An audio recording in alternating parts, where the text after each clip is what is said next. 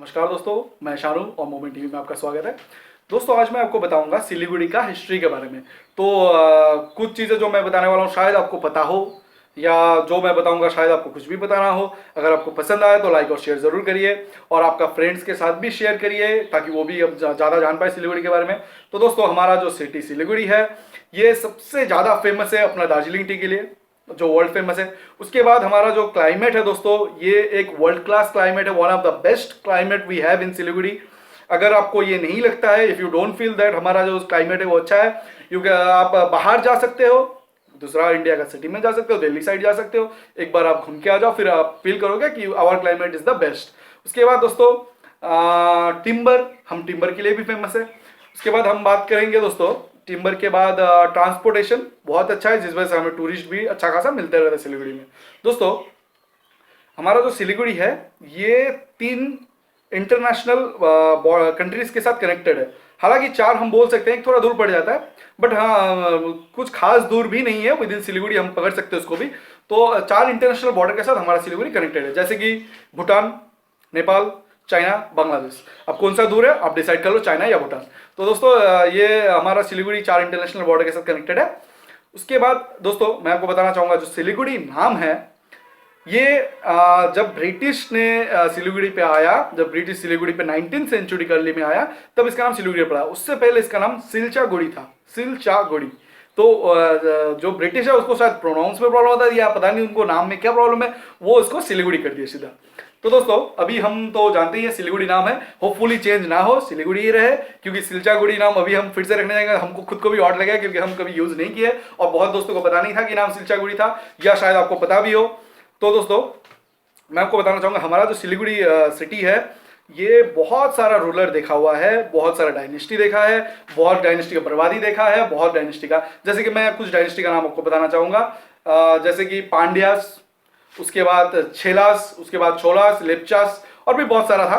तो दोस्तों, ये 18th सेंचुरी के आसपास हमारा जो सिलीगुड़ी था, दिस वाज 18th सेंचुरी से पहले this was under Sikkim kingdom, मतलब सिक्किम का जो राजा था, सिक्किम का जो किंगडम था, उसके अंडर में ये सिलीगुड़ी, दार्जिलिंग, हमारा जो हिल्स है सारा कुछ उनसे के अंडर में था।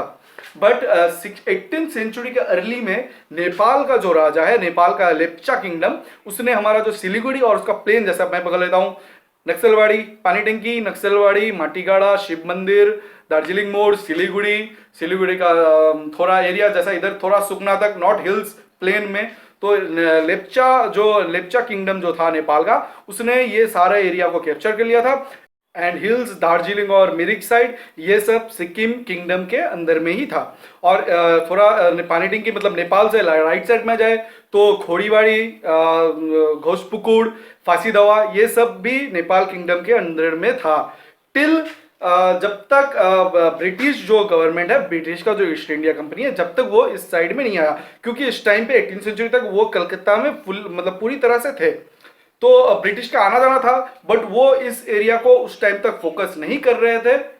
बट ब्रिटिश जो ईस्ट इंडिया कंपनी है, वो दार्जिलिंग में जब जाके मतलब चाय का इन्वेंट किया, और दार्जिलिंग जो उन्होंने देखा बहुत ही अच्छा टूरिस्ट प्लेस है, तो वहां तक कलकत्ता से कनेक्टिविटी करने के लिए, रोडवेज कनेक्टिविटी, रेलवेज कनेक्टिविटी करने के लिए, वो जब ट्रैक और रोडवेज का प्रोजेक्ट लॉन्च किए, तब ये प्रोजेक्ट लॉन्च हुआ था 1828 में, 1828 में ये प्रोजेक्ट उन्होंने लॉन्च किया। और दार्जिलिंग तक ये ट्रेन का जो ट्रैक है ये करने के लिए वो वाया सिलीगुड़ी, मतलब उनको वाया सिलीगुड़ी जाना पड़ा।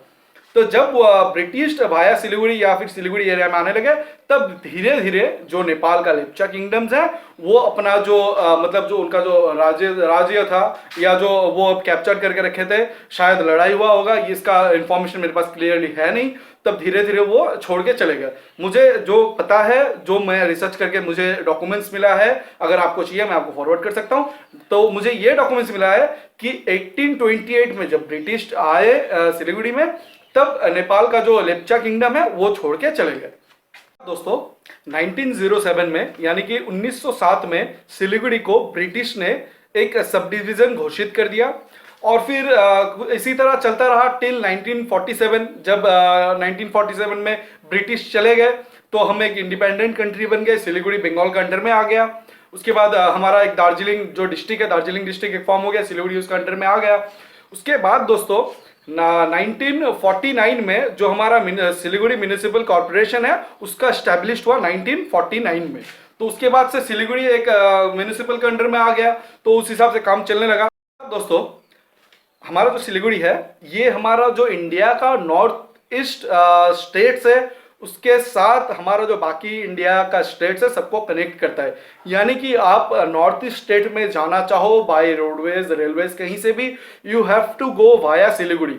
तो इस वजह से भी हमारा सिलीगुड़ी एक बहुत ही इंपॉर्टेंट प्लेस है और बहुत ही वाइटल जगह है। और अगर कोई नॉर्थ ईस्ट में जाना चाहता है बाय रोडवेज रेलवेज तो हमारा सिलीगुड़ी होके जाना पड़ेगा। So our Siliguri is very important place. तो दोस्तों you should be proud as I am to be in Siliguri, to be born in Siliguri। तो दोस्तों I love Siliguri, I love India. तो होपफुली आप भी पसंद करते हो और आप शायद हमारा वीडियो को भी पसंद कर रहे होगे। अगर पसंद आया लाइक शेयर जरूर करिए और फ्रेंड्स को भी बताइए सिलीगुड़ी के बारे में जो उनको पता नहीं है। और अगर सब्सक्राइब नहीं किया हो दोस्तों प्लीज अभी सब्सक्राइब कर लो। सब्सक्रिप्शन बटन ठीक नीचे है, रेड कलर का सब्सक्राइब लिखा हुआ, क्लिक करो, साइड में बेल आएगा, बेल को भी क्लिक करो ताकि नोटिफिकेशन मिलते रहे। हम इस तरह का वीडियो लाते रहते हैं जो आपका जानना जरूरी है। सिर्फ हिस्टोरिकल वीडियो लाते हैं, सिर्फ टेक्निकल वीडियो लाते हैं। इट्स नॉट दैट, जो आपको जानना चाहिए मुझे लगता है मैं वही वीडियो लाता हूँ। जो चीज मुझे जानने को मिलता है विथ मतलब अच्छा एविडेंस के साथ, परफेक्ट मटेरियल्स के साथ, मैं कोई गलत इंफॉर्मेशन आपको फॉरवर्ड नहीं करता हूं। इसीलिए मैं हर वक्त हर टाइप का अलग अलग वीडियो लाता हूं जो आपको पसंद आएगा। तो दोस्तों देखने के लिए थैंक यू, मिलते हैं नेक्स्ट टाइम।